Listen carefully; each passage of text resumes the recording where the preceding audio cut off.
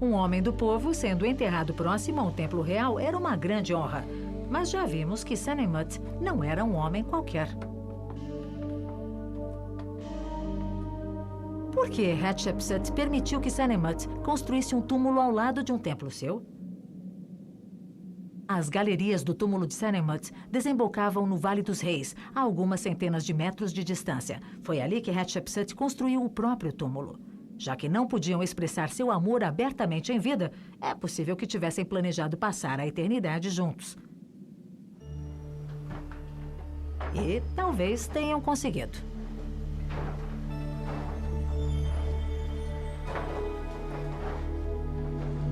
Sanemut morreu poucos anos antes de Hatshepsut. O túmulo dela, do outro lado das montanhas, é um dos mais estranhos no Vale dos Reis.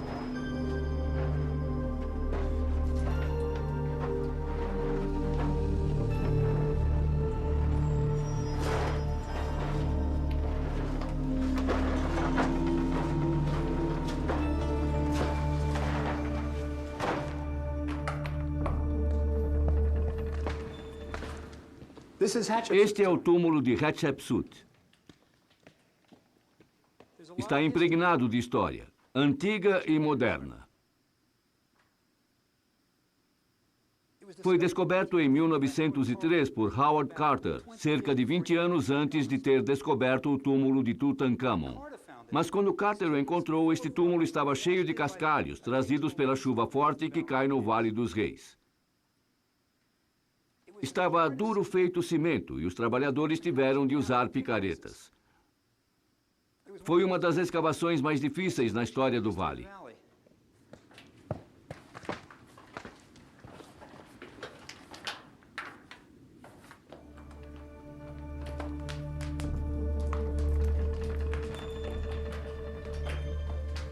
Carter interrompeu os trabalhos depois de 2 meses.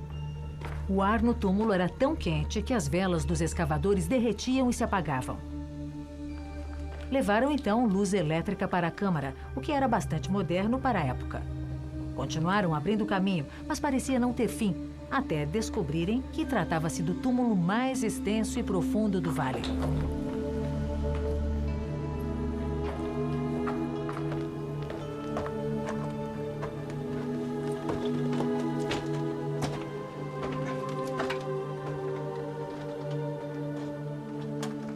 No início da construção, os trabalhadores de Hatshepsut se depararam com uma rocha sólida, inadequada para os entalhes. Por isso, continuaram escavando, descendo e virando, à procura de um calcário de boa qualidade, mas nunca o encontraram.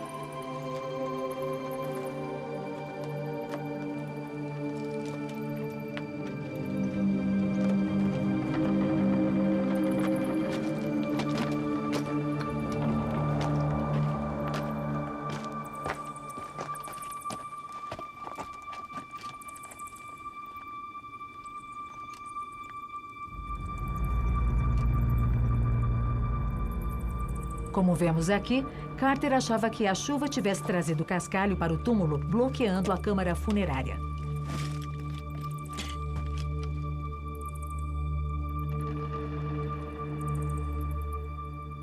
Quando Carter finalmente chegou até a câmara, encontrou 2 belos sarcófagos de quartzito vermelho. Um era de Hatshepsut, o outro de seu pai. Ela tinha aberto o túmulo do pai e transferido a múmia para ser novamente enterrada em seu próprio túmulo.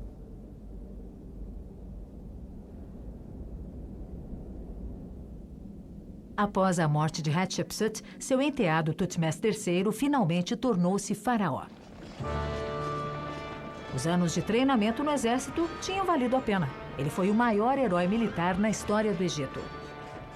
Em seus 33 anos de reinado, liderou 17 campanhas militares pessoalmente.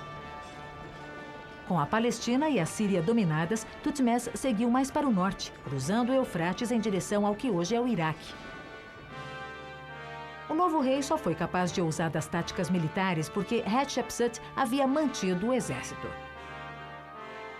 Ele herdou um país próspero e bem governado e poderia ter aposentado o escudo de batalha. Mas Thutmose III estava pouco interessado em construir grandes monumentos em sua glória. Na verdade, parecia mais satisfeito em liderar seu exército, assim como antes tinha preferido viver como militar, deixando o governo para Hatshepsut.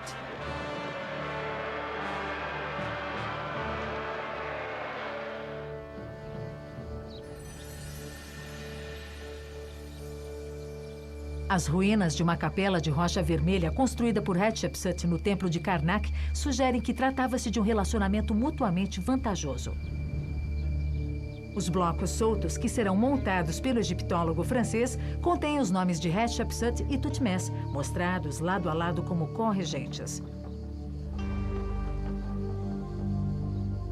Não havia rivalidade entre eles. Mas, após 20 anos de reinado, Thutmose aparentemente mudou de ideia. E a Capela Vermelha de Hatshepsut foi demolida.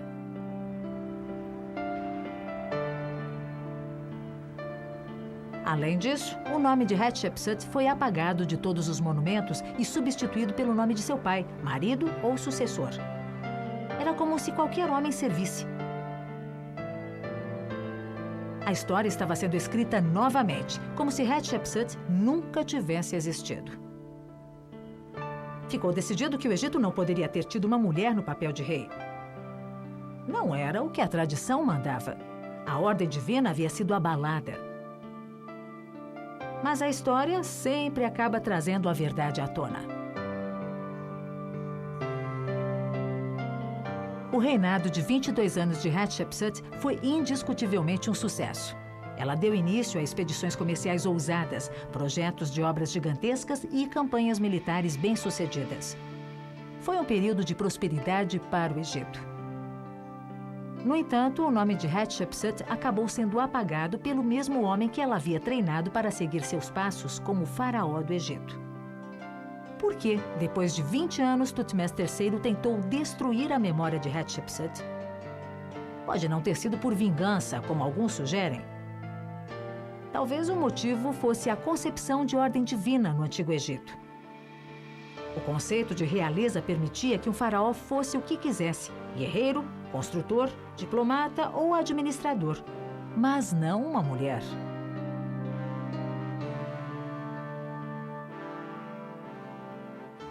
Por isso, Hatshepsut não consta da lista de reis do Egito. Mas suas realizações não deixaram que ela fosse apagada dos registros históricos completamente. Se você quiser ver um dos templos mais belos do Egito hoje, vá ao templo em Dir el-Bahari. Ou conheça os obeliscos de Hatshepsut no templo de Karnak. É um dos mais altos do mundo. Como se pudesse prever o futuro, Hatshepsut escreveu: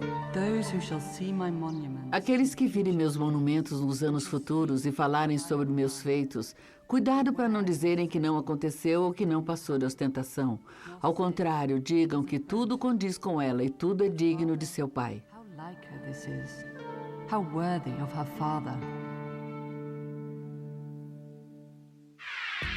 Você sabia que o reinado de Hatshepsut ficou conhecido como um período de paz na história egípcia? Mas, segundo indícios arqueológicos, ela ordenou